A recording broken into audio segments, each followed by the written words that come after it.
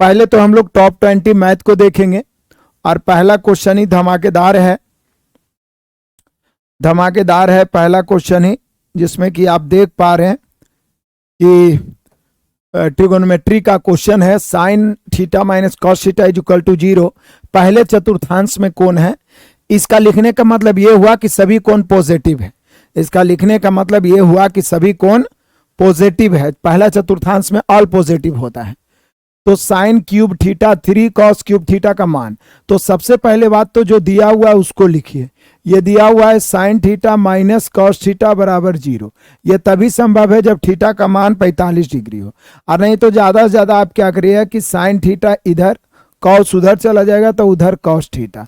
तो sine theta cos theta बराबर कब होता है? जब साइन कॉस बराबर हो, टेन कॉट बराबर हो, कॉसेक सेक बराबर हो। ये तभी बराबर संभव है जब दोनों एंगल जोड़ के 90 डिग्री हो। तो यहाँ 2 थीटा बराबर 90 डिग्री, मतलब आप कह सकते हैं सीधा थीटा बराबर 45 डिग्री। तो थीटा का मान 45 डिग्री आते ही आप जानते ही हैं कि सभी में 45 का मान क्या होता है। यहाँ पे हम लोग से पूछा जा रहा है साइन क्यूब, तो 45 डिग्री, प्लस है 3 कॉस क्यूब, तो 45 डिग्री, और साइन 45 कॉस 45 दोनों का मान आपको मालूम है।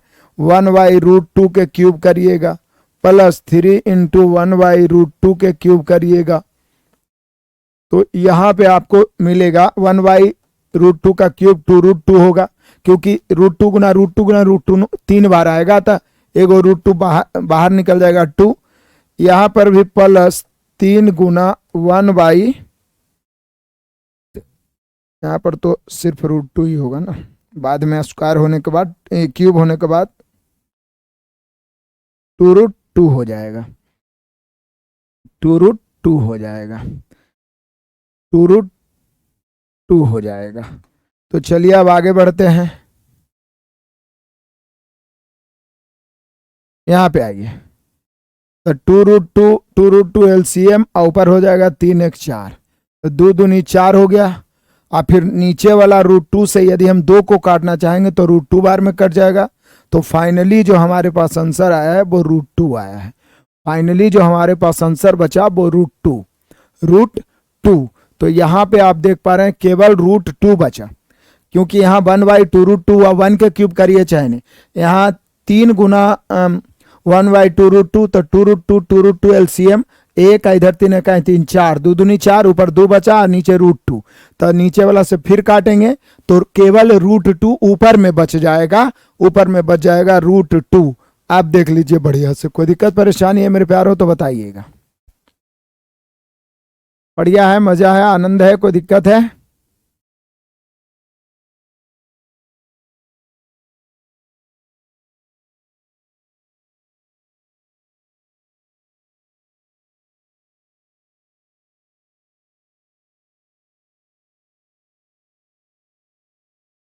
ठीक है,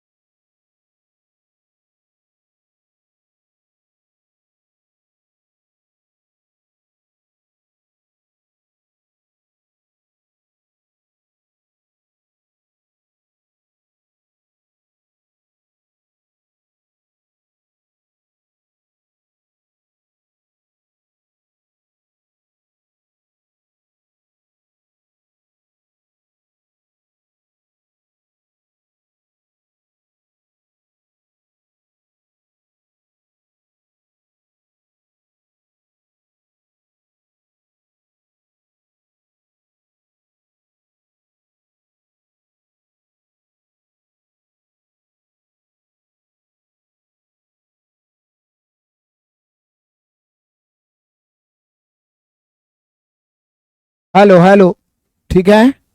आ जाइए मेरे प्यारो, तो दूसरा नंबर क्वेश्चन दहाड़ते हैं। देखने में बहुत बड़ा है लेकिन है बहुत आसान क्वेश्चन। कह रहा है कि 450 यात्रियों से भरी एक रेलगाड़ी ने चलना शुरू किया। पहले स्टॉप पर उसमें से 109 यात्री उतरे और 20 नए चढ़ गए। दूसरे स्टॉप पर 106 यात्री उतरे, 19 चढ़ गए। तीसरे स्टॉप पर कितने यात्री? तो 450 चलना शुरू किया। पहले पर 1/9 उतर गए, तो 450 का जब 1/9 निकालिएगा तो 50 आएगा। इसका 450 का 1/9 यानी 50 उतर गए। तो 50 उतर गए तो बचे कितने? 400। फिर कहता है 20 यात्री नए चढ़ गए, तो अब हो गए 420।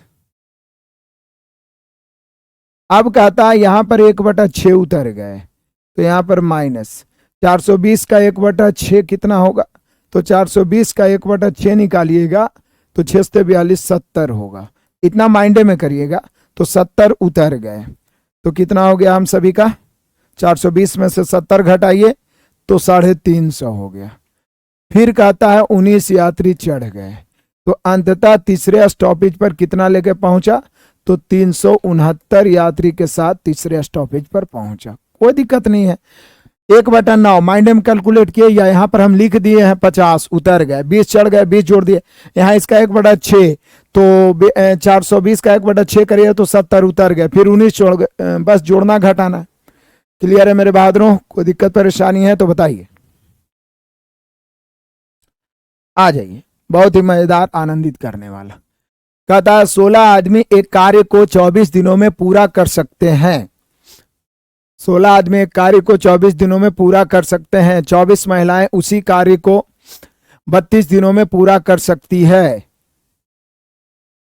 16 पुरुषों और 16 महिलाओं ने मिलकर 12 दिनों तक कार्य किया, जिसके बाद महिलाओं ने कार्य छोड़ दिया।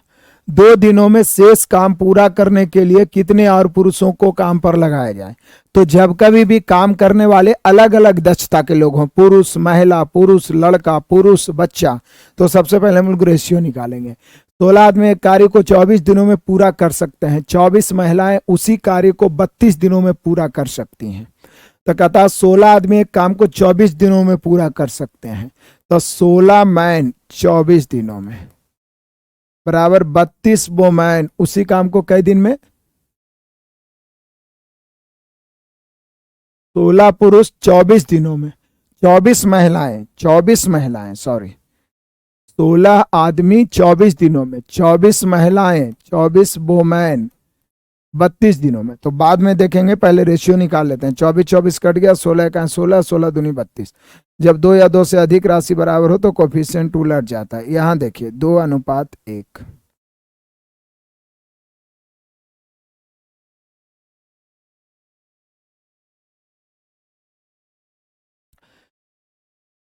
उसी कार्य को 32 दिनों में पूरा कर सकती है।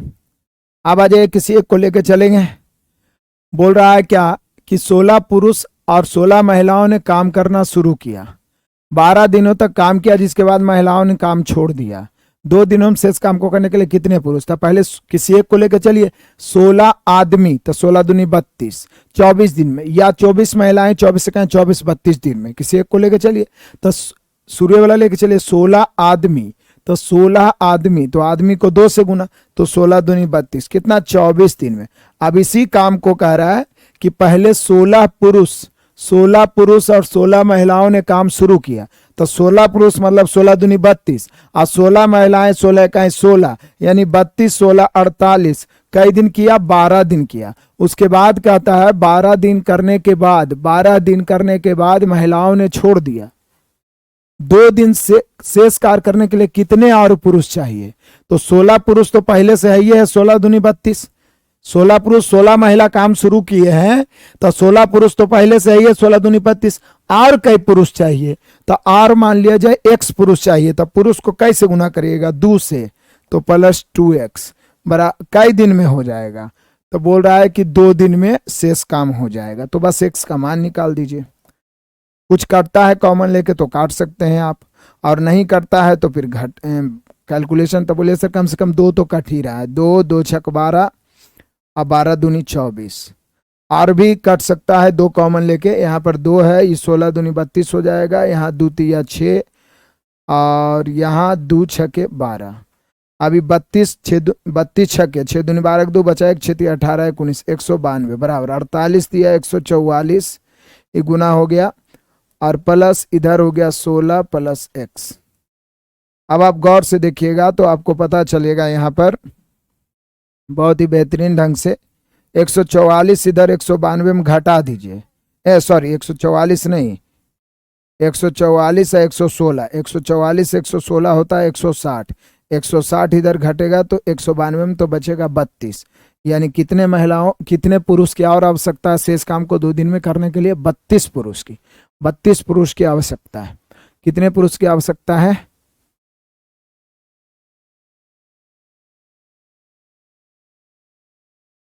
चलिए आगे बढ़ते हैं मेरे प्यारों। पावर वाला एलसीएम एचसीएफ बताए थे, बोल रहा है इसका महत्तम समवर्तक एचसीएफ क्या होगा।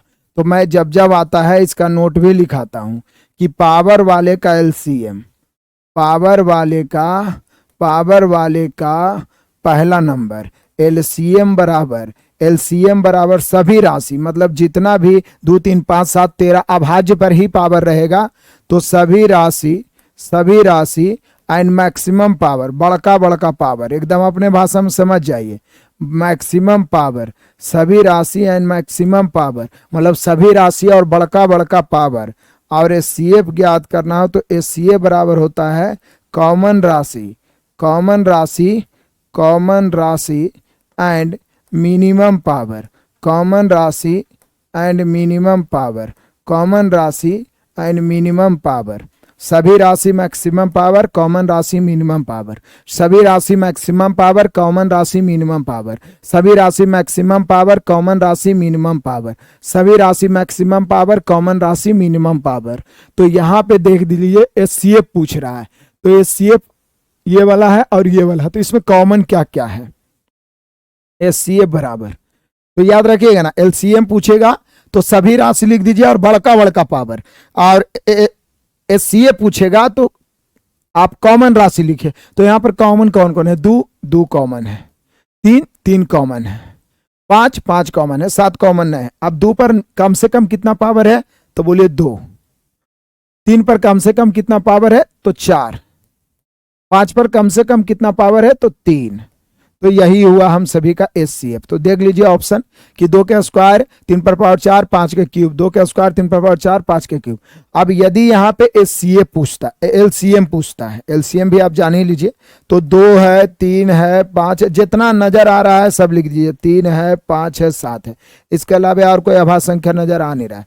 अब इस पर पावर कितना देंगे? तो 2 पर मैक्सिमम पावर 4, 3 पर मैक्सिमम पावर, 3 पर पावर 4 है, 3 पर पावर 6 तो 6, 5 पर मैक्सिमम 5 पर पावर 3 है, 5 पर पावर 5, 7 तो एक ही गो है 7 के स्क्वायर। तो ये हुआ एलसीएम। तो एलसीएम एचसीएफ कुछ भी ज्ञात करना कहेगा आप आराम से ज्ञात कर सकते हैं, कोई डाउट नहीं है। आ जाइए क्वेश्चन नंबर 5 मेरे बहादुरों दहाड़ते हुए। कहता है होम डेकोर शॉप में हर वस्तु का अंकित मूल्य वास्तविक क्रय मूल्य से 30% अधिक रखा जाता है, मतलब 30% बढ़ा दिया गया है पहले। मालिक प्रत्येक वस्तु पर 10% की छूट देता है। यदि सोफा सेट का इतना रुपया में बेचा गया तो उस पर अर्जित लाभ कितना होगा? यदि एक सोफा सेट 100, तो बोलिए सर अर्जित लाभ की राशि पूछ रहा है, तो हम लोग ये पता लगा लेते हैं, ये तो विक्रय मूल्य है, हम ये पता लगा लेते हैं कि उसको लाभ कितना रुपया हुआ, मतलब लाभ प्रतिशत। पहले तो हम ये पता लगाते हैं कि लाभ प्रतिशत क्या है। तो 30% वो बढ़ा के अंकित करता है, फिर 10 का छूट देता है, तो प्लस माइनस 30 गुना 10/100, इससे पता चलेगा कि उसको कितना % लाभ हुआ। फिर लाभ की राशि भी निकाल देंगे। 30 में से 10 घट गया तो 20 हो गया, 20 में से 3 घट गया तो 17। तो यदि पूछता कितना % लाभ हुआ तो 17% लाभ हुआ। लेकिन पूछ रहा है लाभ की राशि कितने रुपये की लाभ हुई, तो बोले सर लाभ की राशि तुरंत निकाल दीजिए। यहाँ विक्रय मूल्य दिया हुआ है 23,400। अब विक्रय मूल्य क्या होता है? तो बोले सर क्रय मूल्य में लाभ जुटता है तो 100 प्लस लाभ 17%, तो इसकी तुलना 117 से, 17% लाभ है तो 117 से, और लाभ की राशि निकालना है तो 17 से। अब काटेंगे इसको, 117 दूनी 234 2 बार में और 17 दूनी 34, तो यहाँ पे 3400 रुपये की लाभ हुई। ₹3400 लाभ। यहाँ लाभ कितना मजे से निकालिए हम लोग, लाभ प्रतिशत निकाल लीजिए और उसके बाद में विक्रय मूल्य की तुलना विक्रय मूल्य से, लाभ की राशि निकालना है लाभ से। तो बहुत मजेदार क्वेश्चन है, आप देख पा रहे हैं।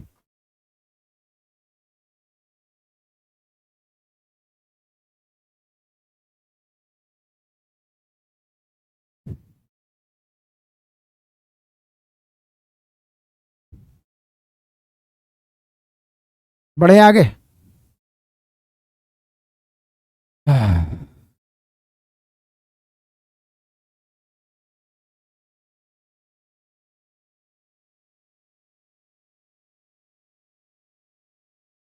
सरल करें तो इसको तो कर लीजिएगा, कोई दिक्कत है नहीं। ऑफर धमाका दे देता हूं, बहुत छोटा सा सिंपल सा क्वेश्चन है, तो इसको तो आप कर ही लीजिएगा ऑफर धमाका।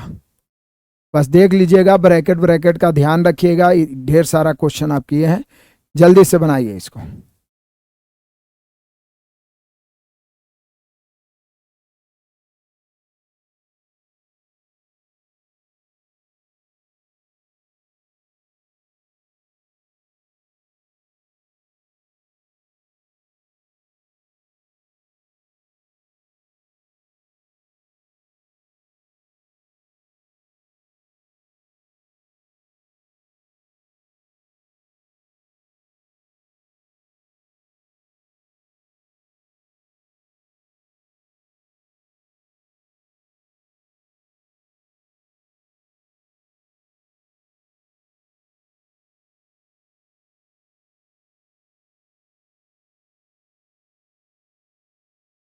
चलिए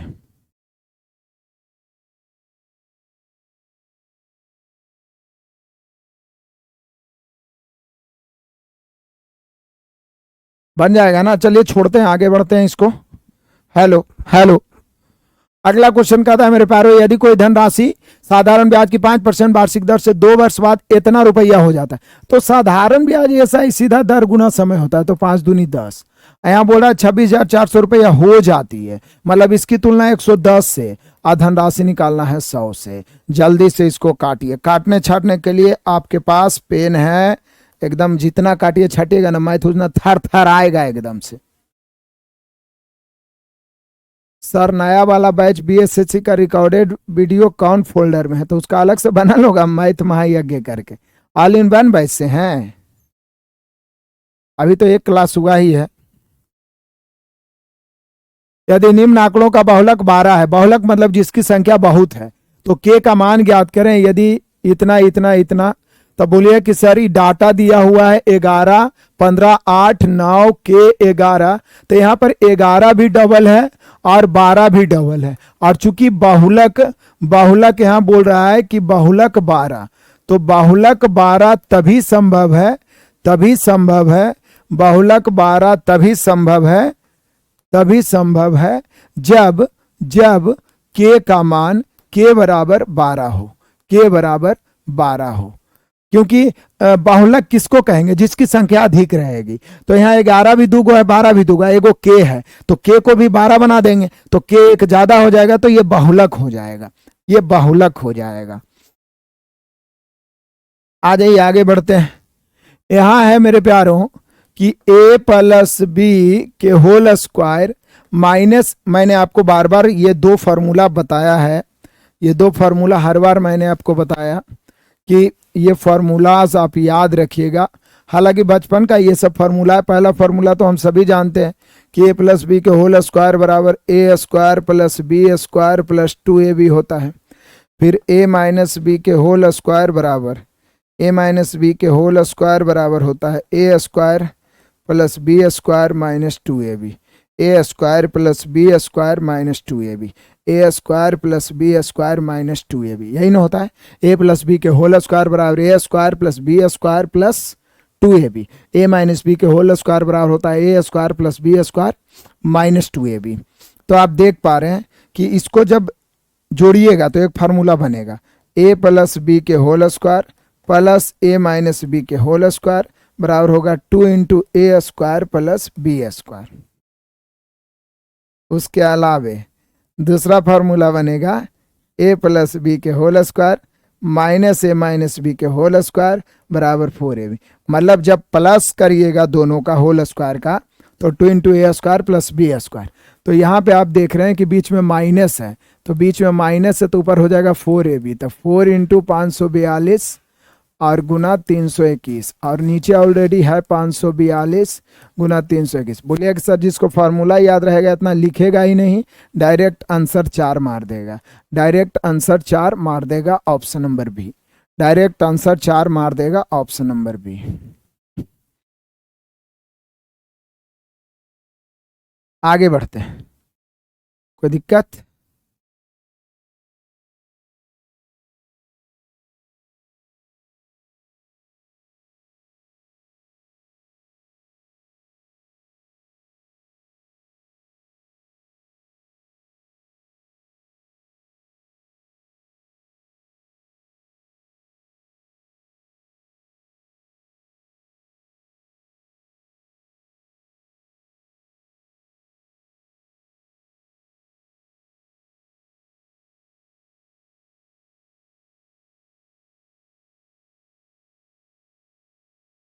हेलो हेलो।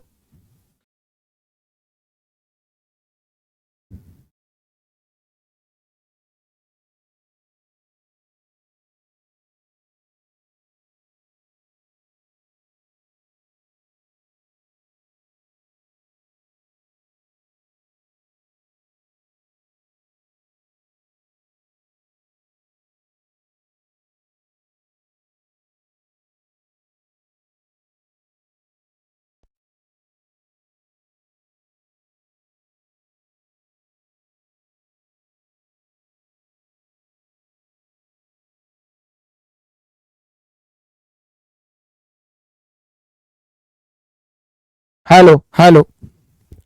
चलिए आ जाइए अगला क्वेश्चन। 10 अब तक तो बना चुके होंगे आप लोग। कहता राज्यपाल ने साधारण ब्याज की 10% 10% वार्षिक दर पर एक निश्चित राशि 1.5 वर्ष के लिए उधार ली। उसने वही राशि समान अवधि के लिए समान चक्रवृद्धि ब्याज की दर पर ब्याज अर्धवार्षिक रूप से चक्रवृद्धि होता है पर अपने किसी दोस्त को उधार दे दी। इस प्रकार उसे इतना रुपये कमाए तो धनराशि क्या है? तो आपके पास 10% है एंड 1.5 वर्ष है। आपने क्या किया? उधार लिया। तो शुरू में उधार कैसे लिया था? साधारण ब्याज पर उधार लिया था। तो उधार लिया है आपने साधारण ब्याज पर, तो उधार लिया है साधारण ब्याज पर, तो आपको ब्याज कितना चुकाना पड़ेगा? उधार लिया तो बोलिए सर साधारण ब्याज तो सीधा सीधी है, 1.5 साल रहे चाहे 2.5 साल रहे, ऐसा ही बराबर होता है दर गुना समय। तो 10% को जब आप 1.5 से गुना करिएगा तो 15 आ जाएगा। और लेकिन उधार लगाया कैसे? तो उधार लगाया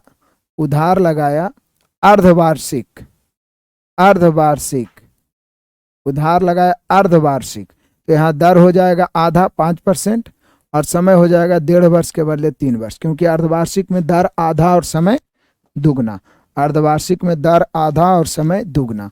अर्धवार्षिक में दर आधा और समय दुगना। तो 5% वार्षिक दर से तो 15.7625। 5% वार्षिक दर से 15.7625। 15.6। तो यहाँ पे अंतर कितना का है? 0.6525। ठीक है, यही लाभ होगा, ये जो होगा ना यही लाभ होगा। तो अब बाई रेशियो आ जाइए, बाई रेशियो आ जाइए। 305 रुपया यहाँ लाभ कमा रहा है, यहाँ है 0.7625 लाभ। लाभ की तुलना लाभ से धनराशि निकालना है 100 से।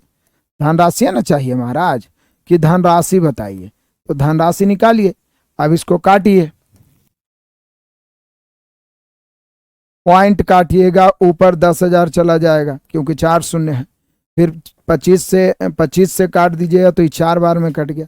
25 से 25 दिया 75,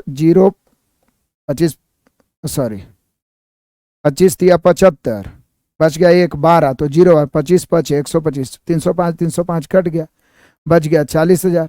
यानी धनराशि कितना है? 40,000 है। 40,000 ऑप्शन नंबर डी है। तो बहुत ही मजेदार क्वेश्चन है, ये सब सीआई में करवा चुके हैं और सुबह यूट्यूब पे भी धाकड़ प्रश्नों का ताबड़तोड़ सॉल्यूशन मैं करवा रहा हूँ।